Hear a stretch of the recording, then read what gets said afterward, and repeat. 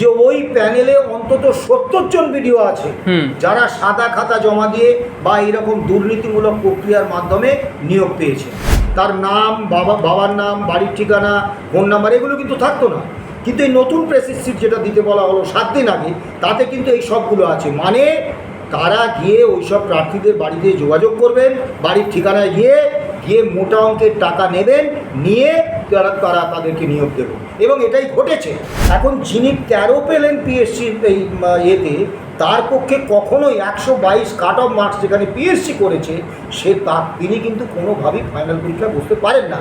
তিনি ফাইনাল পরীক্ষা দিলেন এবং সেখানে ইংরেজিতে তিনি পেয়েছিলেন 0, সেটা 168 করে দেওয়া হয়েছিল। বাংলায় তিনি পেয়েছিলেন 18, সেটা বাড়িয়ে করে দেওয়া হয়েছিল 167, এবং তিনি ওই বছরে WBCS-এ ফার্স্ট হয়ে গেলেন।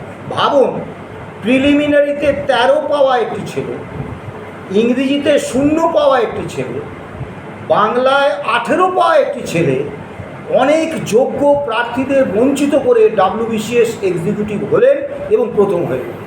স্যার, প্রশান্ত বর্মন নামটা একাধিকবার উঠে এসছে। এই মমতা বন্দ্যোপাধ্যায়ের আমলে যে সমস্ত পিএসসিতে দুর্নীতি হয়েছে তার প্রকৃষ্ট উদাহরণ বলা চলে এই প্রশান্ত বর্মন। নিউ টাউনে তাকে একজন সাধারণ ব্যক্তি পুলিশের হাতে ধরিয়ে দিলেন, তারপর তিনি জামিন মুক্ত হয়ে তিনি কোথায় হারিয়ে গেলেন, তাকে আর খুঁজে পাওয়া যাচ্ছে না, পুলিশে তাকে ধরতে পারছে না। এই প্রশান্ত বর্মনকে কেন ধরতে পারছে না স্যার? এটা একটাই প্রশ্ন। দেখুন, এই প্রশান্ত বর্মন নিয়ে আমি বহু চ্যানেলে বহুবার বলেছি। বাম আমলে আমরা অনেক বিষয়ে বাম আমলে সমালোচনা করতেই পারি, কিন্তু একটি বিষয়ে যে পাবলিক সার্ভিস কমিশন, এই কমিশনের কাজকর্মে তারা কিন্তু হস্তক্ষেপ করেননি, এবং পাবলিক সার্ভিস কমিশন ঠিক যেরকম সংবিধান চেয়েছে সেই অনুসারে একটা নিরপেক্ষ, সাংবিধানিক, সরকারের নিয়ন্ত্রণমুক্ত একটা নিয়োগ সংস্থা হিসেবে কাজ করে এসেছে। এই যে আমার পাশে মলয় বসে আছে বা আমরা ছাত্র পরিষদ করতাম, মানে সেই সময়ে আমরা বামফ্রন্ট সরকারের রাজনৈতিক বিরোধী, কিন্তু আমরা পিএসসির মাধ্যমে সচিবালয়ে চাকরি পেয়েছি, হোম ডিপার্টমেন্টে। এই চাকরি পাওয়ার ক্ষেত্রে কিন্তু আমাদের রাজনৈতিক পরিচয়টা, অর্থাৎ আমরা যে তৎকালীন সময়ে বামফ্রন্ট সরকারের বিরোধী ছাত্র সংগঠন করি, এইটা কোনো বাধা হয়ে দাঁড়ায়। একমাত্র পিএসসির যে মেধাভিত্তিক যোগ্যতা কেন্দ্রিক পরীক্ষা, সেই পরীক্ষায় আমরা সফল হয়েছি, পুলিশ ভেরিফিকেশন হয়েছে, মেডিকেল হয়েছে, এবং আমাদের নিয়োগপত্র দিয়েছে, এবং সচিবালয়ের মতো জায়গায় স্বরাষ্ট্র দপ্তরে আমাদের নিয়োগ হয়েছে। আমারও নিয়োগ হয়েছে স্বরাষ্ট্র দপ্তরে, মলয়েরও নিয়োগ হয়েছে স্বরাষ্ট্র দপ্তরে। এবং আপনি যদি বর্তমান সচিবালয়ের কর্মচারীদের মধ্যে খোঁজ নেন, দেখবেন এরকম অসংখ্য সচিবালয় কর্মী পাবেন যারা কিন্তু ছাত্র জীবনে ছাত্র পরিষদ করতেন, অর্থাৎ ওই বামফ্রন্টের রাজনৈতিক বিরোধী ছিলেন, কিন্তু তারা পিএসসির মাধ্যমে চাকরি পেয়েছে।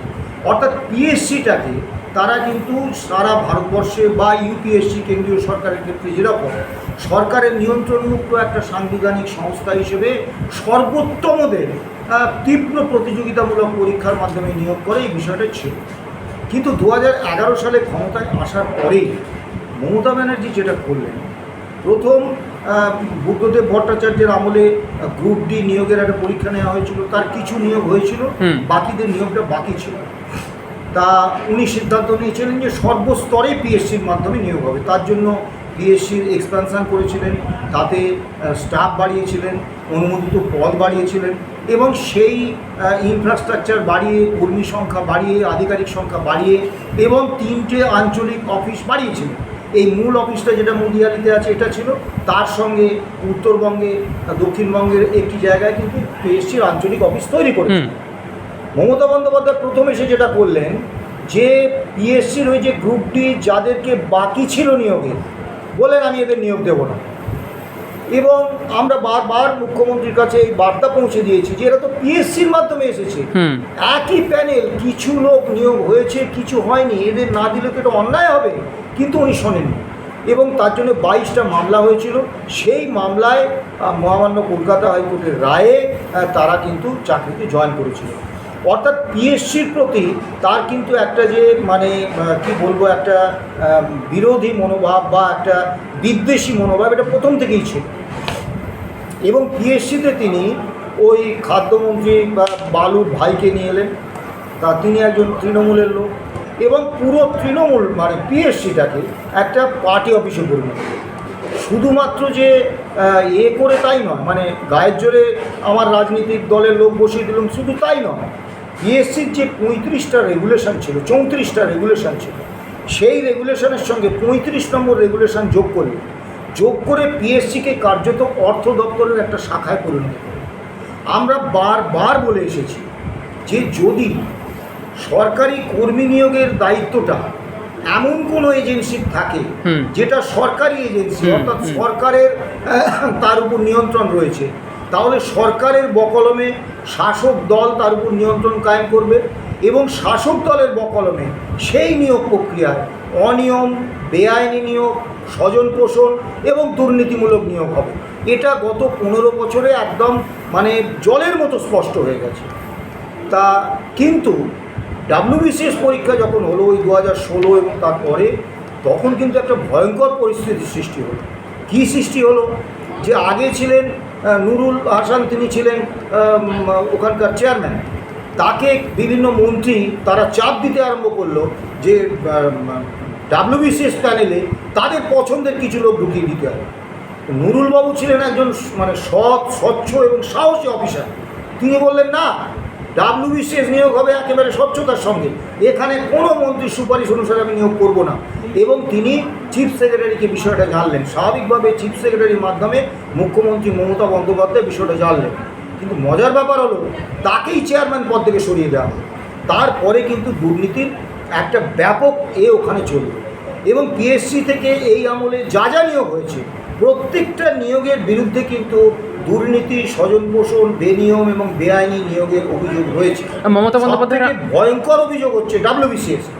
এই প্রশান্ত বর্মন, ইনি প্রিলিমিনারি পরীক্ষায় 13 পেয়েছিলেন, যেখানে কাট অফ মার্কস ছিল 122। WBCS-এর দুটো পরীক্ষা হয়, একটা হচ্ছে প্রিলিমিনারিতে যারা কাট অফ মার্কসের বেশি নম্বর পান তারা ফাইনাল পরীক্ষায় বসতে পারেন এবং ফাইনাল পরীক্ষায় যা নম্বর তারা পান তার উপরে কিন্তু মেধা তালিকা তৈরি হয়। এখন যিনি 13 পেলেন পিএসসির এই তার পক্ষে কখনোই 122 কাট অফ মার্কস যেখানে পিএসসি করেছে তিনি কিন্তু কোনোভাবেই ফাইনাল পরীক্ষায় বসতে পারেন না। তিনি ফাইনাল পরীক্ষা দিলেন এবং সেখানে ইংরেজিতে তিনি পেয়েছিলেন 0, সেটা 168 করে দেওয়া হয়েছিল। বাংলায় তিনি পেয়েছিলেন 18, সেটা বাড়িয়ে করে দেওয়া হয়েছিল 167 এবং তিনি ওই বছরে WBCS-এ ফার্স্ট হয়ে গেলেন। ভাবুন, প্রিলিমিনারিতে 13 পাওয়া একটি ছেলে, ইংরেজিতে 0 পাওয়া একটি ছেলে, বাংলায় 18 পাওয়া একটি ছেলে অনেক যোগ্য প্রার্থীদের বঞ্চিত করে WBCS এক্সিকিউটিভ হলেন এবং প্রথম হয়ে গেলেন, তার পোস্টিং হল। স্বয়ং বর্তমান মুখ্যমন্ত্রী শুভেন্দু অধিকারী তিনি একাধিকবার বলেছেন যে ওই প্যানেলে অন্তত 70 জন ভিডিও আছে যারা সাদা খাতা জমা দিয়ে বা এরকম দুর্নীতিমূলক প্রক্রিয়ার মাধ্যমে নিয়োগ পেয়েছেন। তা আমরা আগের সরকারের আমলে বারবার আবেদন করেছি, দাবি করেছি, বিভিন্ন সাক্ষাৎকারে বলেছি যে পিএসসির এই দুর্নীতির তদন্ত হোক। মজার ব্যাপার হচ্ছে এই দুর্নীতিগ্রস্তরা এতটাই প্রভাবশালী যে পিএসসির একজন অবসরপ্রাপ্ত কর্মী রামচন্দ্র ভট্টাচার্য, তিনি মহামান্য কলকাতা হাইকোর্টে একটা মামলা করেছিলেন এই পিএসসির যে দুর্নীতি এই WBCS-এ, এবং বিশেষ করে এই প্রশান্ত বর্মনের উল্লেখটা তিনি করেছিলেন। 9 বছর হয়ে গেছে, 6 জন অস্থায়ী প্রধান বিচারপতি, 4 জন স্থায়ী বিচারপতি চলে গেছেন, এখনও পর্যন্ত কলকাতা হাইকোর্টে সেই মামলাটার শুনানি হয়নি। মানে কতটা প্রভাবশালী আপনি ভাবুন। শুধু তাই নয়, বিপুল রায় বলে পিএসসিতে একজন অ্যাসিস্ট্যান্ট সেক্রেটারি ছিলেন সেই সময়, তিনি এই দুর্নীতির প্রতিবাদ করেছিলেন।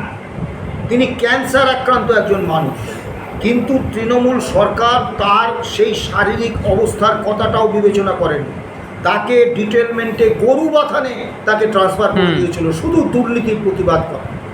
আমি পিএসসিতে চিঠি দিয়েছিলাম, RTI করেছিলাম, সেইটা করার অপরাধে টালিগঞ্জ থানার পুলিশ আমাকে যার পর নাই হেনস্থা করেছিল এবং সেখানে কিন্তু আমি যে নোটশিটটা দিয়েছিলাম তাতে স্পষ্ট বলা ছিল যে WBCS ইন্টারভিউয়ের অন্তত 1 সপ্তাহ আগে যারা ইন্টারভিউ নেবেন তাদের কাছে ওই প্রার্থীদের প্রেসিস সিটটা পৌঁছে দিতে হবে।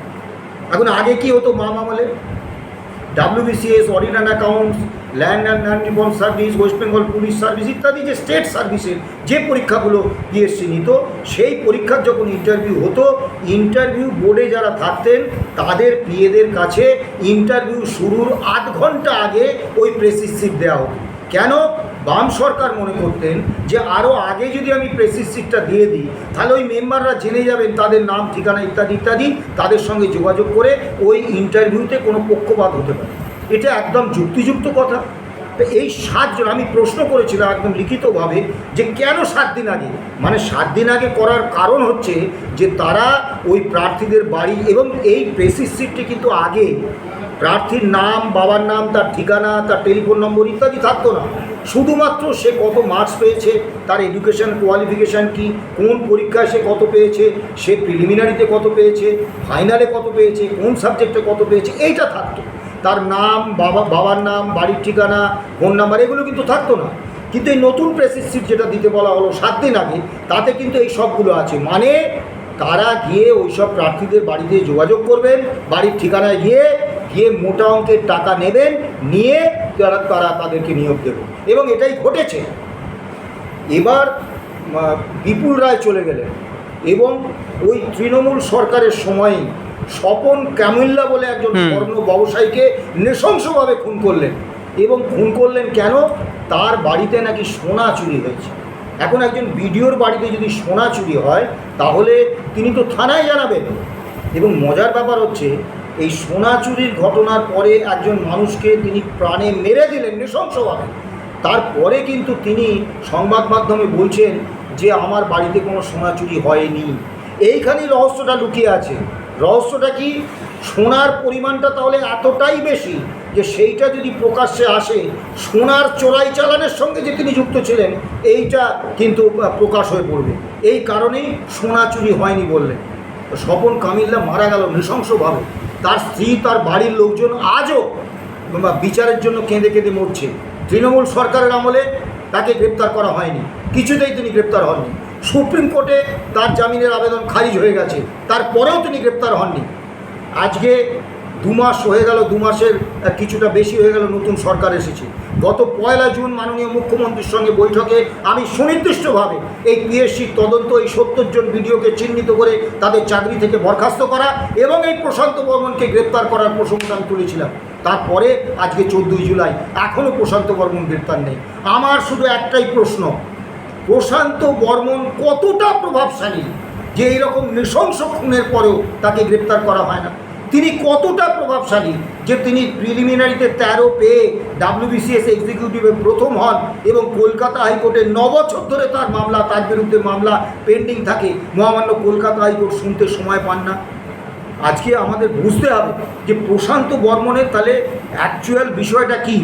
তিনি তৃণমূল আমলেও তিনি গ্রেপ্তারি এড়িয়ে ঘুরে বেরিয়েছেন, আবার এই আমলেও তিনি শুধু গ্রেপ্তারি এড়িয়ে ঘুরে বেড়াননি, তিনি মাঝে গ্রেপ্তার হয়েছিলেন। কী করে?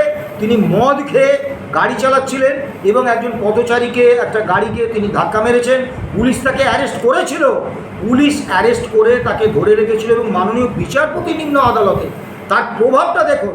সে রাত্রির 8টা পর্যন্ত অপেক্ষা করেছেন মাননীয় বিচারপতি নিম্ন আদালতে যে তাকে জামিন দেবেন না, শুধুমাত্র এই স্বপন কামিল্লা হত্যাকাণ্ডে তার বিরুদ্ধে যে এফআইআর হয়েছে এবং তার বিরুদ্ধে যে তথ্য প্রমাণ রয়েছে সেগুলো শুধু তিনি চেয়েছিলেন সেটা বিধাননগর থানা তার কাছে পৌঁছে দেবে।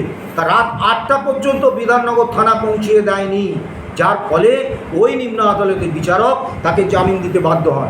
আজকেও তিনি গ্রেপ্তার হননি। আমি জানি না রহস্যটা কী। এদিকে সরকার বলছেন দুর্নীতির বিরুদ্ধে 0 টলারেন্স, এদিকে বলছেন অভয়ের মা বিচার পাবেন, বারুইপুরের মা বিচার পাবেন, ওদিকে ওই তামান্নার মা বিচার পাবেন। তাহলে স্বপন কামিল্লার মা বা স্বপন কামিল্লার স্ত্রীর কি বিচার পাওয়ার কোনো অধিকার নেই? এই প্রশ্নটা কিন্তু মাননীয় মুখ্যমন্ত্রী এবং মাননীয় পুলিশ মন্ত্রীর কাছে আমার থাকবে।